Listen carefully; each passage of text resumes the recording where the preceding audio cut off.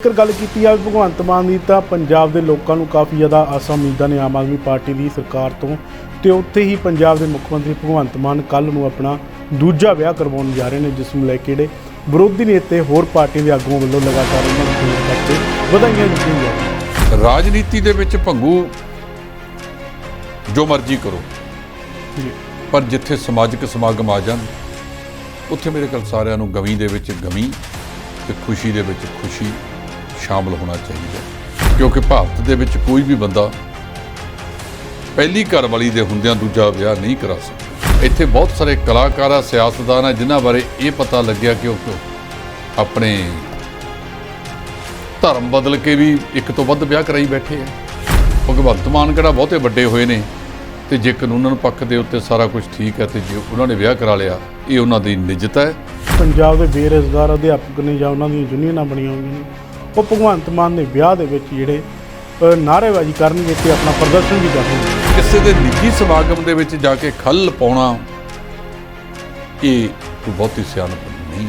ਤੁਹਾਡਾ ਹੱਕ ਬਣਦਾ ਸੰਵਿਧਾਨ ਦੇ ਵਿੱਚ ਕਿ ਤੁਸੀਂ ਮੁਰਦਾਬਾਦ ਕਰੋ, ਕਿਸੇ ਨੂੰ ਮੰਗ ਪੱਤਰ ਦਿਓ, ਇਹ ਅਧਿਕਾਰ ਸੰਵਿਧਾਨ ਦਿੰਦਾ ਤੁਹਾਨੂੰ। ਉਹ ਜੱਗੂ ਭਗਵਾਨਪੁਰੀ ਦੀ ਤਾਂ ਉਸਦਾ 5 ਦਿਨ ਦਾ ਰਿਮਾਂਡ ਆ ਜਿਹੜਾ ਉਹ ਪੁਲਿਸ ਨੂੰ ਹੋਰ ਮਿਲ ਗਿਆ। ਸਿੱਧੂ ਮੂਸੇਵਾਲੇ ਦੇ ਕਤਲ ਦੇ ਵਿੱਚ ਜੋ ਨਿਮੋ ਝੂਣਤਾ, ਜੋ ਨਮੋਸ਼ੀ ਪੰਜਾਬ ਪੁਲਿਸ ਦੇ ਪੱਲੇ ਲੱਗੀ ਹੈ, ਇਹ ਮੈਂ ਸਮਝਦਾ ਕਿ ਕਿਸੇ ਸਾਰਾ ਕੁਝ ਤਾਂ ਜਿਹੜੇ ਮੁੱਖ ਦੋਸ਼ੀ ਨੇ ਉਹ ਦਿੱਲੀ ਵਾਲਿਆਂ ਨੇ ਫੜੇ ਨੇ। ਜੱਗੂ ਭਗਵਾਨਪੁਰਗੇ ਨੂੰ ਤਿਹਾੜ ਜੇਲ੍ਹ ਚੋਂ ਲੈ ਕੇ ਆਏ ਸੀ, ਉਹਦੇ ਘਰਦਿਆਂ ਨੇ ਇਹਦੀ ਵਿਰੋਧਤਾ ਵੀ ਕੀਤੀ ਸੀ, ਲਾਰੈਂਸ ਬਿਸ਼ਨੋਈ ਦੇ ਵੀ। ਦਿੱਲੀ ਦੇ ਵਿੱਚ ਜਿਹੜਾ ਕਾਂਗਰਸ ਨੂੰ ਇੱਕ ਵੱਡਾ ਝਟਕਾ ਲੱਗਿਆ ਹੈ, ਕਿਉਂਕਿ ਕਾਂਗਰਸ ਦੇ ਜਿਹੜੇ 3 ਵਾਰ ਰਹਿ ਚੁੱਕੇ ਵਿਧਾਇਕ ਤਲਵਿੰਦਰ ਸਿੰਘ ਉਹ ਭਾਜਪਾ ਦੇ ਵਿੱਚ ਜਿਹੜੇ ਸ਼ਾਮਲ ਹੋ ਚੁੱਕੇ ਨੇ। ਅਰਵਿੰਦ ਕੇਜਰੀਵਾਲ ਦਿੱਲੀ ਦੇ ਮੁੱਖ ਮੰਤਰੀ ਬਣਦੇ ਨੇ, 49 ਦਿਨ ਸਰਕਾਰ ਚੱਲਦੀ ਹੈ, ਉਦੋਂ ਕਾਂਗਰਸ ਦੇ ਨਾਲ ਸਾਥ ਸੀ, ਸਾਂਝੇ ਤੌਰ ਤੇ ਚੱਲੇ ਸੀ ਜੀ। ਤਾਂ ਮੋਦੀ ਸਾਹਿਬ ਤੰਜ ਕੱਸਦੇ ਸੀ AK 49, ਭਾਵ ਅਰਵਿੰਦ ਕੇਜਰੀਵਾਲ 49 ਦਿਨ ਸਰਕਾਰ। ਜੀ,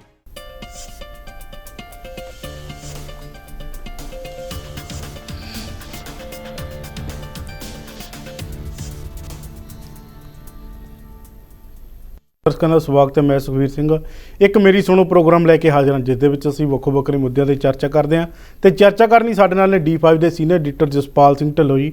ਆਓ ਉਹਨਾਂ ਦਾ ਸਵਾਗਤ ਕਰ ਲਈ। ਸਤਿ ਸ਼੍ਰੀ ਅਕਾਲ ਜੀ। ਸਤਿ ਸ਼੍ਰੀ ਅਕਾਲ ਜੀ ਭੰਗੂ ਸਾਹਿਬ। ਢਿੱਲੋਂ ਸਾਹਿਬ, ਜੇਕਰ ਗੱਲ ਕੀਤੀ ਜਾਵੇ ਭਗਵੰਤ ਮਾਨ ਦੀ ਤਾਂ ਪੰਜਾਬ ਦੇ ਲੋਕਾਂ ਨੂੰ ਕਾਫੀ ਜ਼ਿਆਦਾ ਆਸਾਂ ਉਮੀਦਾਂ ਨੇ ਆਮ ਆਦਮੀ ਪਾਰਟੀ ਦੀ ਸਰਕਾਰ ਤੋਂ ਤੇ ਉੱਥੇ ਹੀ ਪੰਜਾਬ ਦੇ ਮੁੱਖ ਮੰਤਰੀ ਭਗਵੰਤ ਮਾਨ ਕੱਲ੍ਹ ਨੂੰ ਆਪਣਾ ਦੂਜਾ ਵਿਆਹ ਕਰਵਾਉਣ ਜਾ ਰਹੇ ਨੇ, ਜਿਸ ਨੂੰ ਲੈ ਕੇ ਜਿਹੜੇ ਵਿਰੋਧੀ ਨੇਤੇ ਹੋਰ ਪਾਰਟੀਆਂ ਦੇ ਆਗੂਆਂ ਵੱਲੋਂ ਲਗਾਤਾਰ ਉਹਨਾਂ ਨੂੰ ਟਵੀਟ ਕਰਕੇ ਵਧਾਈਆਂ ਦਿੱਤੀਆਂ ਜਾ ਰਹੀਆਂ ਨੇ। ਦੇਖੋ, ਰਾਜਨੀਤੀ ਤੇ ਸਮਾਜਿਕਤਾ ਨੂੰ ਵੱਖਰਾ ਵੱਖਰਾ ਰੱਖਣਾ ਚਾਹੀਦਾ ਹੈ ਜੀ। ਰਾਜਨੀਤੀ ਦੇ ਵਿੱਚ ਭੰਗੂ ਜੋ ਮਰਜ਼ੀ ਕਰੋ ਜੀ, ਪਰ ਜਿੱਥੇ ਸਮਾਜਿਕ ਸਮਾਗਮ ਆ ਜਾਣ ਉੱਥੇ ਮੇਰੇ ਕੋਲ ਸਾਰਿਆਂ ਨੂੰ ਗਮੀ ਦੇ ਵਿੱਚ ਗਮੀ ਤੇ ਖੁਸ਼ੀ ਦੇ ਵਿੱਚ ਖੁਸ਼ੀ ਸ਼ਾਮਲ ਹੋਣਾ ਚਾਹੀਦਾ ਹੈ। ਇਹ ਇੱਕ ਵੱਖਰੀ ਗੱਲ ਹੈ ਕਿ ਕੋਈ ਬੁਲਾਵੇ ਜਾਂ ਨਾ ਬੁਲਾਵੇ। ਗਮੀ ਦੇ ਵਿੱਚ ਤਾਂ ਅਸੀਂ ਬਿਨਾਂ ਸੱਦੇ ਵੀ ਜਾ ਸਕਦੇ ਹਾਂ, ਪਰ ਖੁਸ਼ੀ ਦੇ ਵਿੱਚ ਉਹੀ ਮਹਿਮਾਨ ਸ਼ਿਰਕਤ ਕਰਦੇ ਨੇ ਜਿਨ੍ਹਾਂ ਨੂੰ ਬੁਲਾਇਆ ਜਾਂਦਾ ਹੈ।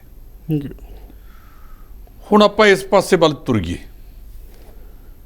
ਭਗਵੰਤ ਸਿੰਘ ਮਾਨ ਹੋਰਾਂ ਦਾ ਪਹਿਲਾਂ ਵਿਆਹ ਹੋਇਆ ਸੀ ਬੀਬੀ ਇੰਦਰਜੀਤ ਕੌਰ ਦੇ ਨਾਲ, ਜਿਹੜੇ ਵਿਦੇਸ਼ਾਂ 'ਚ ਰਹਿੰਦੇ ਨੇ।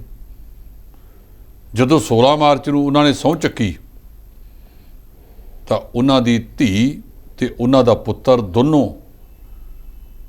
ਪਹਿਲੇ ਸਫ਼ੇ ਵਾਲੀਆਂ ਲਾਈਨਾਂ ਦੇ ਵਿੱਚ, ਪਹਿਲੇ ਜਿਹੜੀਆਂ ਕਤਾਰ ਵਾਲੀਆਂ ਲਾਈਨਾਂ ਸੀਗੀਆਂ ਉਹਨਾਂ ਦੇ ਵਿੱਚ ਬੈਠੇ ਸੀ। ਜਿਵੇਂ ਕਿਹਾ ਜਾ ਰਿਹਾ ਕਿ ਭਗਵੰਤ ਸਿੰਘ ਮਾਨ ਨੇ ਆਪਣਾ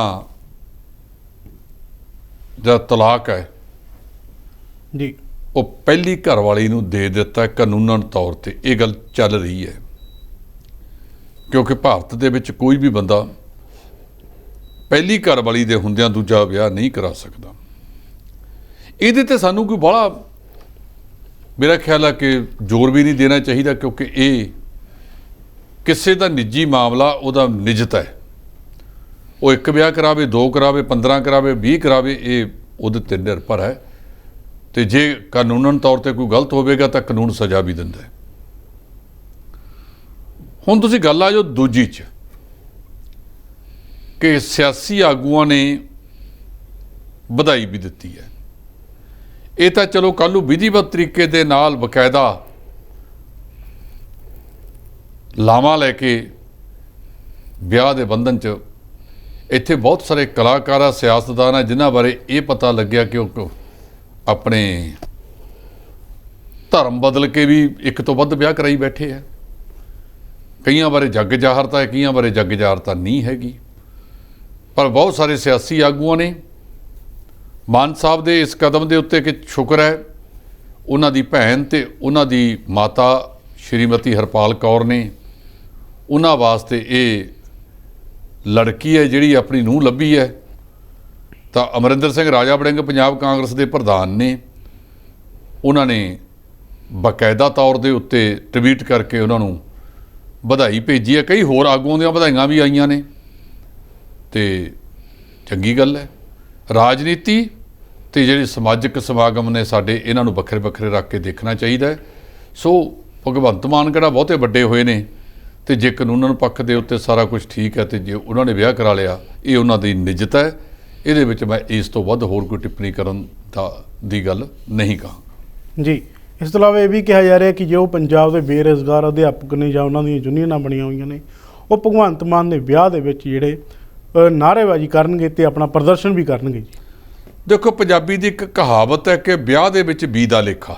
ਜੀ, ਮੇਰਾ ਖਿਆਲ ਜਿਹੜੇ ਇਹ ਬੇਰੁਜ਼ਗਾਰ ਨੇ ਜਾਂ ਜਿਹੜੇ ਵੀ ਹੈ, ਸੰਵਿਧਾਨ ਇਹ ਅਧਿਕਾਰ ਤਾਂ ਉਹਨਾਂ ਨੂੰ ਦਿੰਦਾ ਹੈ ਕਿ ਉਹ ਕਿਸੇ ਵੀ ਚੀਜ਼ ਦੀ ਵਿਰੋਧਤਾ ਕਰ ਸਕਦੇ ਹੈ, ਮੁਰਦਾਬਾਦ ਕਰ ਸਕਦੇ ਹੈ। ਇਹ ਗੱਲ ਸੰਵਿਧਾਨ ਦੇ ਵਿੱਚ ਆਉਂਦੀ ਹੈ, ਉਹਨਾਂ ਨੂੰ ਹੱਕ ਹੈਗਾ। ਪਰ ਕਿਸੇ ਦੇ ਨਿੱਜੀ ਸਮਾਗਮ ਦੇ ਵਿੱਚ ਜਾ ਕੇ ਖੱਲ ਪਾਉਣਾ, ਇਹ ਕੋਈ ਬਹੁਤੀ ਸਿਆਣਪ ਨਹੀਂ ਹੈਗੀ, ਪਹਿਲੀ ਗੱਲ। ਦੂਜੀ ਗੱਲ, ਕਹਿੰਦੇ ਆ ਕਿ ਜਿਹੜਾ ਇਹ ਸਮਾਗਮ ਹੋਣਾ ਹੈ ਵਿਆਹ ਦਾ, ਇਹ ਚੰਡੀਗੜ੍ਹ ਦੇ ਵਿੱਚ ਹੈ ਤੇ ਚੰਡੀਗੜ੍ਹ ਯੂਟੀ ਦੇ ਅੰਡਰ ਹੈ ਤੇ ਯੂਟੀ ਦੇ ਅਧੀਨ ਹੁੰਦਿਆਂ ਪੰਜਾਬ ਪੁਲਿਸ ਦਾ ਉੱਥੇ ਕੋਈ ਪਹਿਰਾ ਪੂਰਾ ਨਹੀਂ ਹੋਣਾ, ਦਖਲ ਨਹੀਂ ਹੈਗਾ ਉਹਨਾਂ ਦਾ। ਉਹਦੀ ਰੱਖਿਆ ਕਰਨੀ ਉੱਥੇ ਸਮਾਗਮਾਂ ਦੀ, ਇਹ ਚੰਡੀਗੜ੍ਹ ਪੁਲਿਸ ਦੇ ਅਧੀਨ ਹੈ। ਸੋ ਸੁਖਬੀਰ ਜੀ, ਜੇ ਇਹ ਉੱਥੇ ਜਾਣਗੇ, ਕਾਨੂੰਨ ਹੱਥ 'ਚ ਲੈਣਗੇ, ਤਾਂ ਪਹਿਲਾਂ ਵੀ ਜੋ ਕੁਝ ਵਾਪਰਦਾ ਹੁਣ ਵੀ ਉਹੀ ਕੁਝ ਹੀ ਵਾਪਰਨਾ ਹੈ। ਇਸ ਕਰਕੇ ਇਹਨਾਂ ਨੂੰ ਠਰਮੇ ਤੋਂ ਕੰਮ ਲੈਣਾ ਚਾਹੀਦਾ ਹੈ। ਤੁਸੀਂ ਕੋਈ ਮੰਗ ਪੱਤਰ ਦੇਣਾ, ਦੇ ਦਿਓ, ਪਰ ਕਿਸੇ ਦੇ ਘਰੇਲੂ ਸਮਾਗਮ ਦੇ ਵਿੱਚ ਜਾ ਕੇ ਜੇ ਖਲਲ ਪਾਉਣੀ ਹੈ, ਇਹ ਕੋਈ ਚੰਗੀ ਗੱਲ ਨਹੀਂ। ਇਹਦੇ ਤੋਂ ਗੁਰੇਜ਼ ਕਰਨ ਦੀ ਜ਼ਰੂਰਤ ਹੈ। ਹਾਂ, ਤੁਹਾਡਾ ਹੱਕ ਬਣਦਾ ਸੰਵਿਧਾਨ ਦੇ ਵਿੱਚ ਕਿ ਤੁਸੀਂ ਮੁਰਦਾਬਾਦ ਕਰੋ, ਕਿਸੇ ਨੂੰ ਮੰਗ ਪੱਤਰ ਦਿਓ, ਇਹ ਅਧਿਕਾਰ ਸੰਵਿਧਾਨ ਦਿੰਦਾ ਤੁਹਾਨੂੰ। ਪਰ ਕਿਸੇ ਦੇ ਨਿੱਜੀ ਸਮਾਗਮ ਦੇ ਵਿੱਚ ਜਾ ਕੇ ਜੇ ਅਸੀਂ ਰੁਕਾਵਟਾਂ ਪਾਵਾਂਗੇ, ਤਾਂ ਜਿਹੜੀ ਮੈਂ ਗੱਲ ਪਹਿਲਾਂ ਕਹੀ ਹੈ, ਵਿਆਹ ਦੇ ਵਿੱਚ ਬੀ ਦਾ ਲੇਖਾ, ਇਹ ਕਿਸੇ ਨੇ ਨਾ ਪਾਉਣ ਦੇਣਾ, ਨਾ ਪਾਉਣ ਦਿੰਦਾ ਹੈ ਜੀ। ਇਸ ਤੋਂ ਇਲਾਵਾ ਇੱਕ ਗੱਲ ਕੀਤੀ ਹੈ ਜੱਗੂ ਭਗਵਾਨਪੁਰੀਆ ਦੀ, ਤਾਂ ਉਸ ਦਾ 5 ਦਿਨ ਦਾ ਰਿਮਾਂਡ ਆ ਜਿਹੜਾ ਉਹ ਪੁਲਿਸ ਨੂੰ ਹੋਰ ਮਿਲ ਗਿਆ ਜੀ। ਦੇਖੋ, ਜੱਗੂ ਭਗਵਾਨਪੁਰੀਆ ਹੋਵੇ ਜਾਂ ਕੋਈ ਹੋਰ ਹੋਵੇ, ਇੱਕ ਕੇਸ ਦੇ ਵਿੱਚ ਸੁਖਬੀਰ ਘੱਟੋ ਘੱਟ 14 ਦਿਨ ਦਾ ਜਿਹੜਾ ਹੈਗਾ ਵੱਧ ਤੋਂ ਵੱਧ ਰਿਮਾਂਡ ਦਿੱਤਾ ਜਾ ਸਕਦਾ ਜੀ। ਪਹਿਲਾਂ ਰਿਮਾਂਡ ਦਿੱਤਾ ਗਿਆ ਸੀ, ਹੁਣ ਫੇਰ ਕਹਿੰਦੇ 5 ਦਿਨ ਦਾ ਰਿਮਾਂਡ ਦੇਤਾ। ਕੁੱਲ ਭਾਵੇਂ ਟੁੱਟਵਾਂ ਅਦਾਲਤ ਦੇ ਦੇਵੇ ਜਾਂ ਇਕੱਠਿਆ ਦੇ ਦੇਵੇ, ਇਹ ਜੱਗੂ ਭਗਵਾਨਪੁਰੀਏ ਨੂੰ ਲੈ ਕੇ ਆਏ ਨੇ। ਕੰਮ ਤਾਂ ਤੁਰਿਆ ਸੀ ਸਿੱਧੂ ਮੂਸੇਵਾਲੇ ਦੇ ਕਤਲ ਤੋਂ, ਤੇ ਸਿੱਧੂ ਮੂਸੇਵਾਲੇ ਦੇ ਕਤਲ ਦੇ ਵਿੱਚ ਜੋ ਨਿਮੋ ਝੂਨਤਾ, ਜੋ ਨਮੋਸ਼ੀ ਪੰਜਾਬ ਪੁਲਿਸ ਦੇ ਪੱਲੇ ਲੱਗੀ ਹੈ, ਇਹ ਮੈਂ ਸਮਝਦਾ ਕਿ ਕਿਸੇ ਸਾਰਾ ਕੁਛ ਤਾਂ ਜਿਹੜੇ ਮੁੱਖ ਦੋਸ਼ੀ ਨੇ ਉਹ ਦਿੱਲੀ ਵਾਲਿਆਂ ਨੇ ਫੜੇ ਨੇ। ਇਹ ਤਾਂ ਉੱਥੋਂ ਲਿਆ ਕੇ ਆਪ ਦਾ ਖਾਨਾ ਪੂਰਤੀ ਵਾਸਤੇ ਨੇ। ਪਹਿਲਾਂ 4 ਸ਼ਾਰਪ ਸ਼ੂਟਰ ਫੜੇ, ਜਿਨ੍ਹਾਂ ਨੂੰ ਹੁਣ ਇਹ ਪੰਜਾਬ ਲੈ ਕੇ ਆਏ ਨੇ, ਕੱਲ ਲੈ ਕੇ ਆਏ ਸੀ, ਉਹਨਾਂ ਦਾ ਰਿਮਾਂਡ ਮਿਲ ਗਿਆ। ਜੱਗੂ ਭਗਵਾਨਪੁਰੀਏ ਨੂੰ ਤਿਹਾੜ ਜੇਲ੍ਹ 'ਚੋਂ ਲੈ ਕੇ ਆਏ ਸੀ, ਉਹਦੇ ਘਰਦਿਆਂ ਨੇ ਇਹਦੀ ਵਿਰੋਧਤਾ ਵੀ ਕੀਤੀ ਸੀ, ਲਾਰੈਂਸ ਬਿਸ਼ਨੋਈ ਦੇ ਵੀ ਵਿਰੋਧਤਾ ਹੋਈ ਸੀ। ਇਹਨਾਂ ਨੂੰ ਪਹਿਲਾਂ ਦਿੱਲੀ ਜਾਂ ਹੋਰ ਪੁਲਿਸ ਪੁੱਛਗਿੱਛ ਕਰ ਚੁੱਕੀਆਂ ਨੇ, ਪਰ ਇਹਨਾਂ ਦੇ ਉੱਤੇ ਕੇਸ ਦਰਜ ਨੇ। ਜਦੋਂ ਪੰਜਾਬ ਦੇ ਵਿੱਚ ਇਹਨਾਂ ਤੇ ਕੇਸ ਦਰਜ ਨੇ, ਤੇ ਉਹਨਾਂ ਕੇਸਾਂ ਦੇ ਵਿੱਚ ਜਦੋਂ ਪੁਲਿਸ ਰਾਹਦਾਰੀ ਰਿਮਾਂਡ ਤੇ ਲਿਆ ਕੇ ਅਦਾਲਤ 'ਚ ਪੇਸ਼ ਕਰਦੀ ਹੈ, ਬਾਅਦ ਦੇ ਵਿੱਚ ਉਹਨਾਂ ਦਾ ਜੇ ਪੁਲਿਸ ਰਿਮਾਂਡ ਮੰਗਦੀ ਹੈ, ਕੇਸ ਦੀ ਸੰਗੀਨਤਾ ਕਿਸ ਕਿਸਮ ਦੀ ਹੈ, ਉਹਦੇ ਹਿਸਾਬ ਨਾਲ ਮਾਨਯੋਗ ਅਦਾਲਤ ਸੰਬੰਧਿਤ ਬੰਦੇ ਦਾ ਫਿਰ ਪੁਲਿਸ ਰਿਮਾਂਡ ਦਿਆ ਕਰਦੀ ਹੈ ਤੇ ਇਹਦਾ ਵੀ ਪੁਲਿਸ ਰਿਮਾਂਡ ਦੇ ਦਿੱਤਾ ਗਿਆ ਹੈ। ਇਹ ਕਾਨੂੰਨਨ ਹੱਕ ਹੈ ਪੁਲਿਸ ਨੂੰ ਉਹ ਰਿਮਾਂਡ ਲੈਣ ਦਾ। ਜੀ, ਇਸ ਤੋਂ ਇਲਾਵਾ ਜੇਕਰ ਗੱਲ ਕੀਤੀ ਜਾਵੇ ਦਿੱਲੀ ਤਾਂ ਦਿੱਲੀ ਦੇ ਵਿੱਚ ਜਿਹੜਾ ਕਾਂਗਰਸ ਨੂੰ ਇੱਕ ਵੱਡਾ ਝਟਕਾ ਲੱਗਿਆ ਹੈ, ਕਿਉਂਕਿ ਕਾਂਗਰਸ ਦੇ ਜਿਹੜੇ 3 ਵਾਰ ਰਹਿ ਚੁੱਕੇ ਵਿਧਾਇਕ ਤਲਵਿੰਦਰ ਸਿੰਘ ਉਹ ਭਾਜਪਾ ਦੇ ਵਿੱਚ ਜਿਹੜੇ ਸ਼ਾਮਲ ਹੋ ਚੁੱਕੇ ਨੇ ਜੀ। ਇਹਨੂੰ ਕੀ ਝਟਕਾ ਤੁਸੀਂ ਕੀ ਸਮਝੋਗੇ?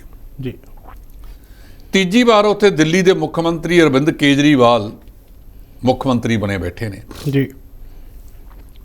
3 ਵਾਰੀ ਸ਼ੀਲਾ ਦੀਕਸ਼ਤ ਉੱਥੇ ਮੁੱਖ ਮੰਤਰੀ ਰਹੀ ਹੈ।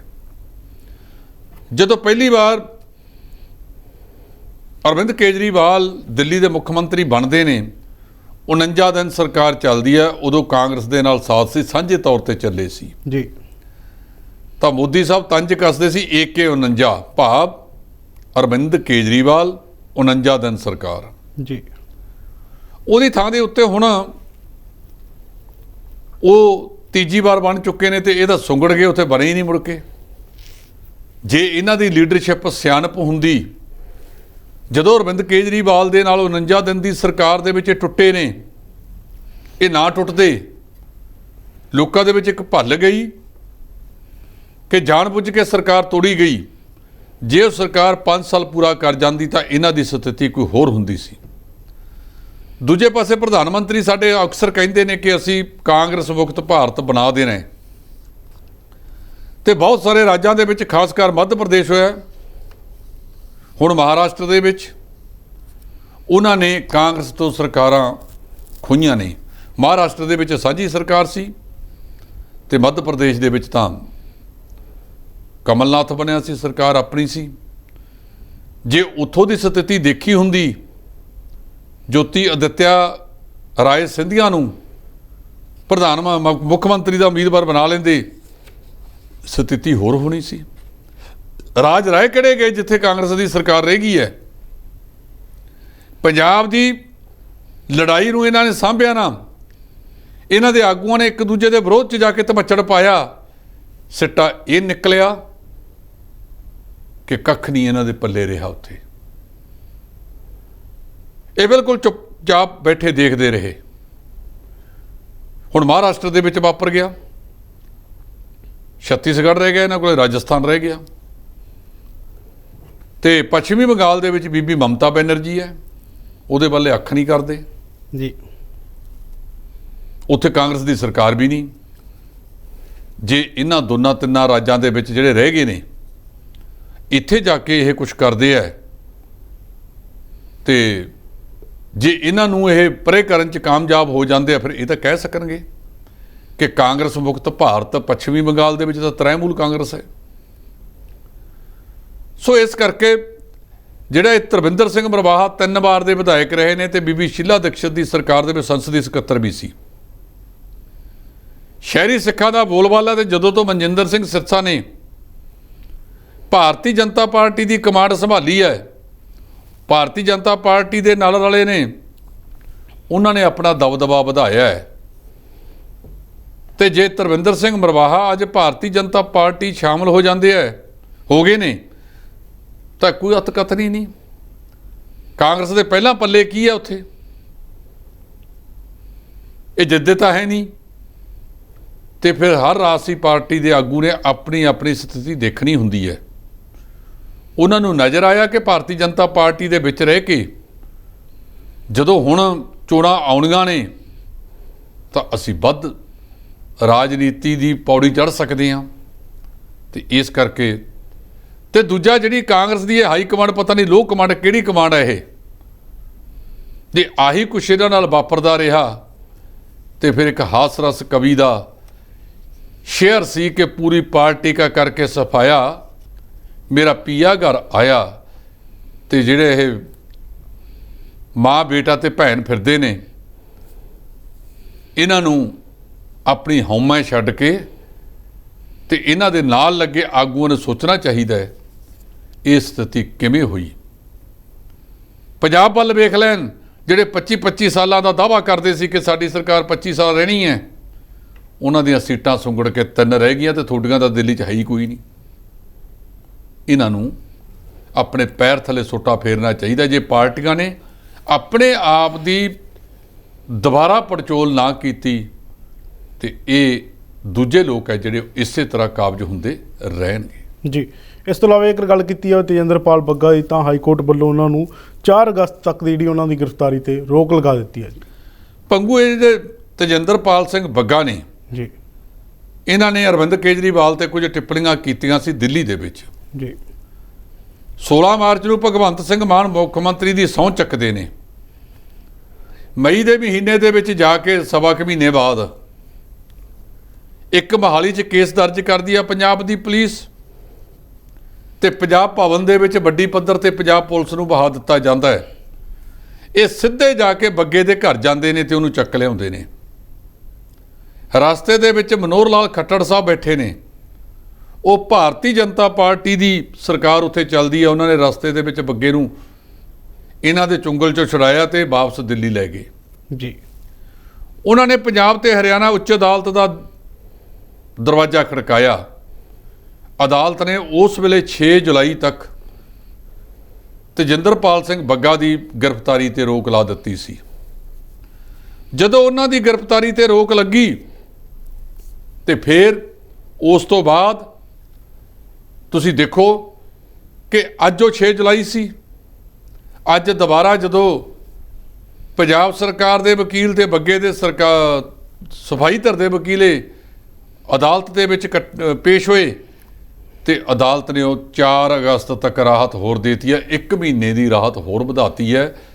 ਹੁਣ 4 ਅਗਸਤ ਨੂੰ ਦੇਖਾਂਗੇ ਕਿ ਤੇਜਿੰਦਰਪਾਲ ਬੱਗੇ ਨੂੰ ਮਾਣਯੋਗ ਪੰਜਾਬ ਤੇ ਹਰਿਆਣਾ ਦੀ ਜਿਹੜੀ ਉੱਚ ਅਦਾਲਤ ਹੈ ਉਹ ਅਗਲਾ ਫੈਸਲਾ ਕੀ ਸੁਣਾਉਂਦੀ ਹੈ।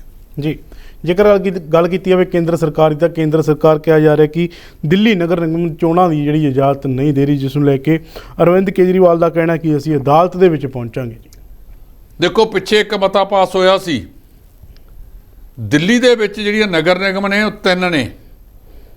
ਪਿੱਛੇ ਇਹਨਾਂ ਨੇ ਉਹਨੂੰ ਰਲੇਵਾਂ ਕਰਕੇ ਇੱਕ ਕੀਤਾ ਔਰ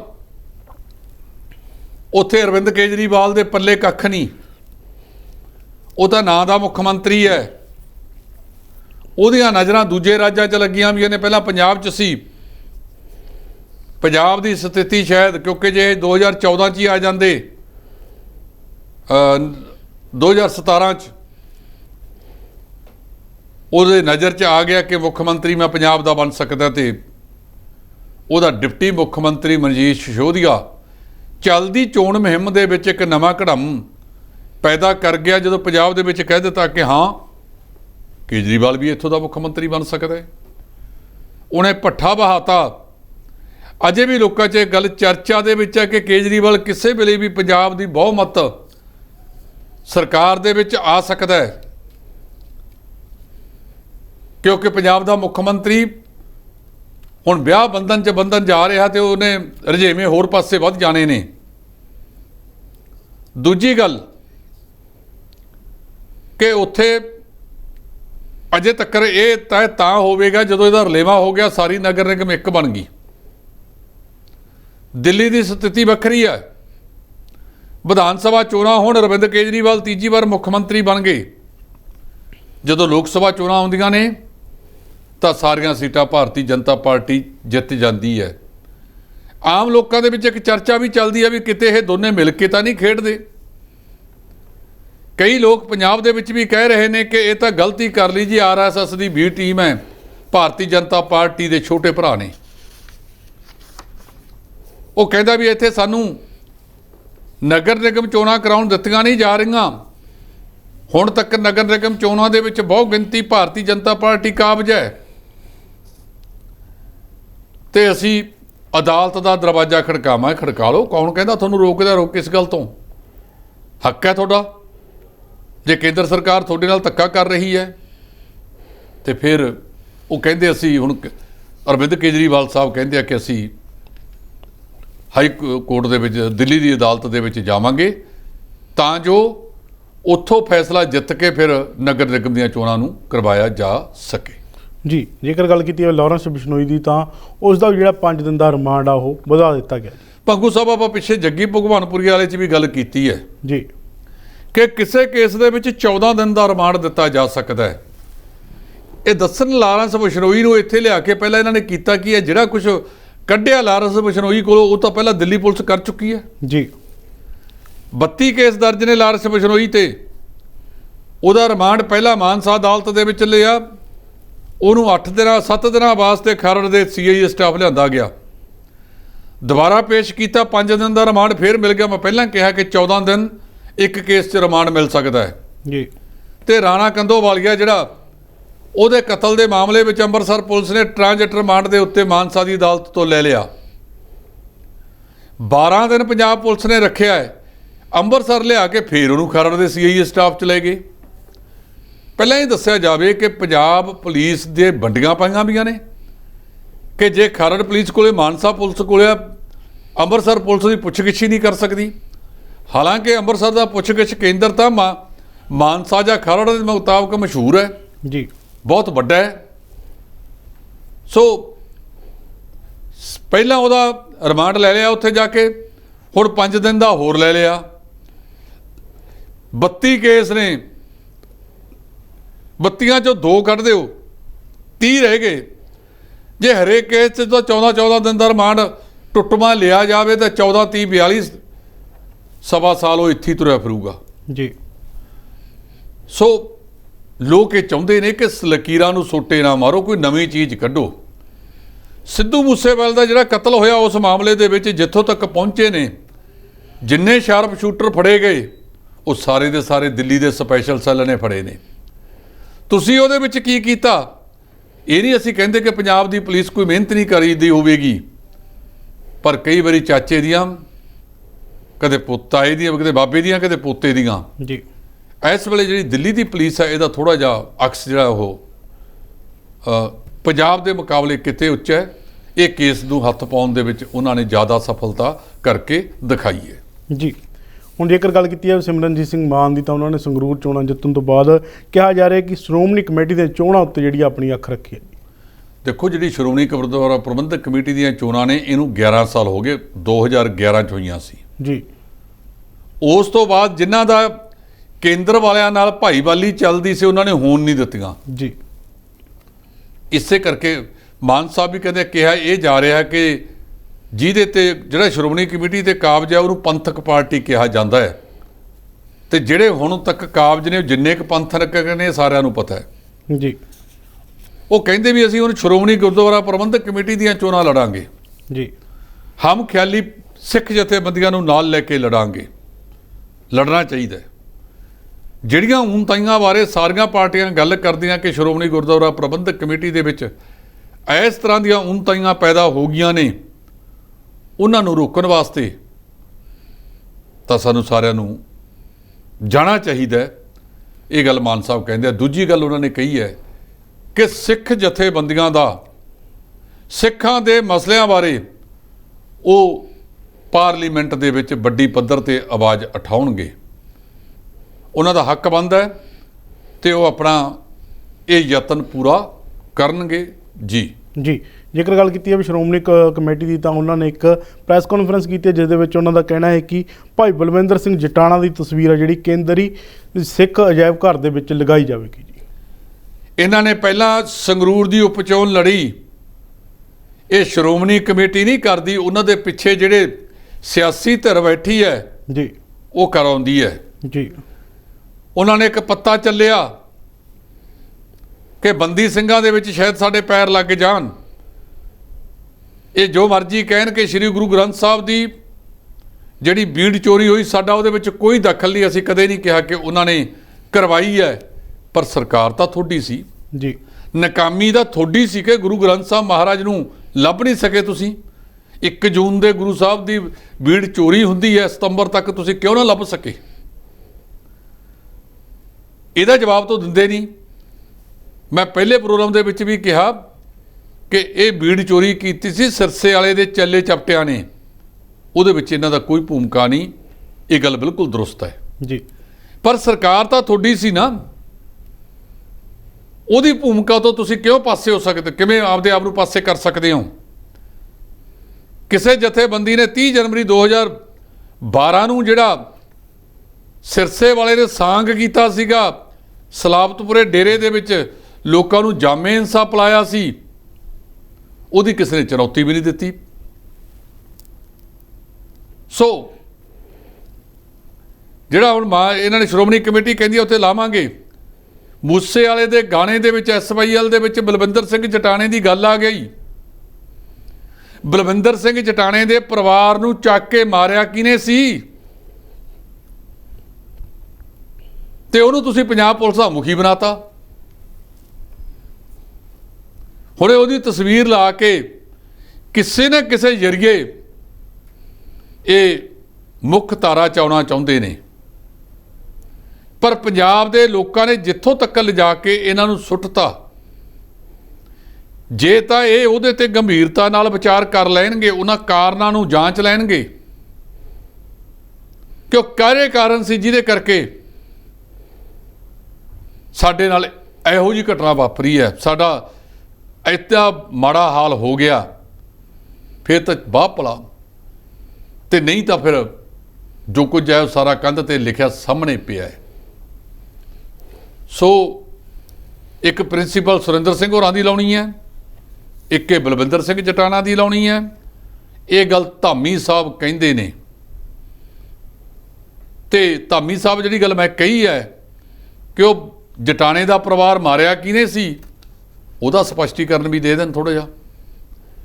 ਅੱਜ ਦੀ ਸਥਿਤੀ ਇਹ ਹੈ ਕਿ ਕਿਸੇ ਤੇ ਮਾੜਾ ਵਕਤ ਆਇਆ ਹੋਵੇ ਤਾਂ ਬੋਤੇ ਤੇ ਬੈਠਿਆਂ ਨੂੰ ਕੁੱਤੇ ਵੱਢੀ ਜਾਂਦੇ, ਕਈਆਂ ਨੂੰ ਤਾਂ ਇੱਥੇ ਬੋਤੇ ਤੇ ਖੜਿਆਂ ਨੂੰ ਵੱਢੀ ਜਾਂਦੇ ਆ। ਧਾਮੀ ਸਾਹਿਬ ਪਹਿਲਾਂ ਤੁਸੀਂ ਜਵਾਬ ਦੇ ਦਿਓ ਕਿ ਉਹ ਜਥੇਦਾਰ ਸਾਹਿਬ ਦੀ ਗੱਲ ਤੁਸੀਂ ਕਿਉਂ ਨਾ ਮੰਨੀ ਚੈਨਲ ਲਾਉਣ ਵਾਲੀ, YouTube ਚੈਨਲ ਦੀ? ਤੁਸੀਂ ਕਿਵੇਂ ਆਖ ਸਕਦੇ ਹੋ ਦੂਜਾ ਬੰਦਾ ਜਥੇਦਾਰ ਸਾਹਿਬ ਦੀ ਗੱਲ ਮੰਨੇ ਤੇ ਜਥੇਦਾਰ ਸਾਹਿਬ ਵੀ ਮੂੰਹ 'ਚ ਘੁੰਗਲੀਆਂ ਪਾਈ ਬੈਠੇ ਨੇ, ਤੁਹਾਡੇ ਬਾਰੇ ਗੱਲ ਹੀ ਨਹੀਂ ਕਰਦੇ? ਸੋ ਤੁਸੀਂ ਤਸਵੀਰ ਲਾਓ, ਤੁਹਾਡਾ ਹੱਕ ਹੈ। ਇਹ ਜੋ ਤੁਹਾਡਾ ਕਾਇਦਾ ਕਾਨੂੰਨ ਕਰਦਾ ਹੈ ਉਹਦੇ ਮੁਤਾਬਕ ਜੇ ਤੁਸੀਂ ਤਸਵੀਰ ਲਾ ਰਹੇ ਹੋ, ਅਸੀਂ ਤੁਹਾਡਾ ਸਵਾਗਤ ਕਰ ਦਿੰਦੇ ਹਾਂ ਕਿ ਸਵਾਗਤਯੋਗ ਕਦਮ ਹੈ ਜੀ, ਲਾ ਦਿਓ। ਪਰ ਸਾਰਿਆਂ ਵਾਸਤੇ ਇੱਕ ਨਜ਼ਰ ਰੱਖੋ, ਸਵੱਲੀ ਨਜ਼ਰ। ਉੱਥੇ ਇਹ ਨਹੀਂ ਕਿ ਇਹ ਫਲਾਣੇ ਦਾ, ਇਹ ਢਿਮਕੇ ਦਾ। ਆਹੀ ਤਾਂ ਫਰਕ ਹੈਗਾ ਜਿਹਦੇ ਕਰਕੇ ਸਾਡੀ ਸਥਿਤੀ ਹਾਸੋ ਹੀ ਨਹੀਂ ਬਣੀ ਹੈ। ਜੀ, ਜੇਕਰ ਗੱਲ ਕੀਤੀ ਹੈ ਮਨੀਕਰਨ ਸਾਹਿਬ ਦੀ, ਤਾਂ ਉੱਥੇ ਕਹਿੰਦੇ ਬੱਦਲ ਫਟਿਆ, ਜਿਸ ਦੇ ਕਾਰਨ ਪਿੰਡਾਂ ਨੂੰ ਜਾਣ ਵਾਲੇ ਜਿਹੜੇ ਰਸਤੇ ਨੇ ਉਹ ਤਬਾਹ ਹੋ ਗਏ ਨੇ ਤੇ ਕਈ ਥਾਵਾਂ ਤੇ ਪੁਲ ਵੀ ਟੁੱਟੇ ਨੇ। ਭੰਗੂ ਸਾਹਿਬ, ਜਦੋਂ ਅਸੀਂ ਕੁਦਰਤ ਦੇ ਨਾਲ ਛੇੜਛਾੜ ਕਰਾਂਗੇ, ਪਿਛਲਾ ਇਤਿਹਾਸ ਦੇਖ ਲਓ ਜੀ। ਅੱਜ ਤੋਂ ਕੁਝ ਸਾਲ ਪਹਿਲਾਂ ਕੇਦਾਰਨਾਥ ਦੀਆਂ ਪਹਾੜੀਆਂ ਜਿਹੜੀਆਂ ਜਦੋਂ ਅਸੀਂ ਜਾਂਦੇ ਹਾਂ ਜੀ, ਹੇਮਕੁੰਟ ਸਾਹਿਬ ਨੂੰ ਰਸਤੇ 'ਚ ਆਉਂਦਾ ਹੈ ਜੀ, ਉੱਥੇ ਵੀ ਵਾਪਰਿਆ ਸੀ, ਕਈ ਹੋਰ ਥਾਵਾਂ ਤੇ ਵਾਪਰਿਆ ਜਾ ਚੁੱਕਿਆ ਹੈਗਾ। ਜਿਹੜਾ ਗੋਬਿੰਦ ਧਾਮ ਦਾ ਗੁਰੂ ਘਰ ਹੈ ਉਹਦੇ ਸਾਹਮਣੇ ਜਿਹੜੀ ਨਦੀ ਲੰਘਦੀ ਹੈ ਉਹ ਨਦੀ ਤੇ ਵੀ ਵਾਪਰ ਚੁੱਕਿਆ। ਇਹ ਕਈ ਵਾਰ ਵਾਪਰ ਗਿਆ, ਪਰ ਅਸੀਂ ਉਹਦੀ ਅਸਲੀਅਤ ਦੇਖਣ ਵਾਲੇ ਪਾਸੇ ਜਾਂਦੇ ਨਹੀਂ। ਸਾਨੂੰ ਉਹਦੀ ਅਸਲੀਅਤ ਦੇਖਣੀ ਚਾਹੀਦੀ ਹੈ। ਅਸੀਂ ਉਹਦੀ ਅਸਲੀਅਤ ਖੁਦ ਜਾ ਕੇ ਦੇਖੀਏ, ਕੁਦਰਤ ਦੇ ਨਾਲ ਛੇੜਛਾੜ ਨਾ ਕਰੀਏ। ਜਿਹੜੀ ਕੁਦਰਤ ਦੇ ਨਾਲ ਛੇੜਛਾੜ ਕੀਤੀ ਜਾ ਰਹੀ ਹੈ ਇਹ ਉਹਦਾ ਸਿੱਟਾ ਹੈ। ਜੇ ਬੱਦਲ ਫਟਿਆ, ਨੁਕਸਾਨ ਹੋਇਆ, ਹਿਮਾਚਲ ਪ੍ਰਦੇਸ਼ ਦੀ ਸਰਕਾਰ ਨੂੰ ਇਹਦੇ ਕਾਰਨ ਪਹਿਲਾਂ ਵੀ ਦੇਖਣੇ ਚਾਹੀਦੇ ਸੀ। ਤੇ ਜੇ ਫਿਰ ਅੱਖਾਂ ਮੀਟ ਕੇ ਅਸੀਂ ਕਬੂਤਰ ਅੱਖਾਂ ਮੀਟ ਲਏ ਬਿੱਲੀ ਨੂੰ ਦੇਖ ਕੇ, ਇਹਦਾ ਮਤਲਬ ਇਹ ਨਹੀਂ ਕਿ ਉਹਨੂੰ ਖਾ ਨਹੀਂ ਸਕਦੀ। ਜੀ, ਧੰਨਵਾਦ ਜੀ। ਇਹ ਸਨ D5 ਦੇ ਸੀਨੀਅਰ ਐਡੀਟਰ ਜਸਪਾਲ ਸਿੰਘ ਢਿੱਲੋਂ, ਜਿਨ੍ਹਾਂ ਨੇ ਵੱਖਰੇ ਮੁੱਦੇ ਤੇ ਚਰਚਾ ਕੀਤੀ। ਹੁਣ ਦੇਖਣਾ ਆਊਗਾ ਕਿ ਕੱਲ੍ਹ ਨੂੰ ਪੰਜਾਬ ਦੇ ਮੁੱਖ ਮੰਤਰੀ ਭਗਵੰਤ ਮਾਨ ਦਾ ਵਿਆਹ ਹੋਣ ਜਾ ਰਿਹਾ, ਉਹਦੇ ਵਿੱਚ ਕੌਣ ਸ਼ਾਮਲ ਹੁੰਦਾ ਤੇ ਕਿੰਨੀਆਂ ਕੁ ਰੌਣਕਾਂ ਲੱਗਦੀਆਂ ਨੇ, ਤਾਂ ਕੱਲ੍ਹ ਦਾ ਸਮਾਂ ਦੇਖ ਕੇ ਪਤਾ ਲੱਗਿਆ। ਤੁਸੀਂ ਦੇਖ ਰਹੇ ਹੋ D5 ਚੈਨਲ ਪੰਜਾਬੀ। ਧੰਨਵਾਦ।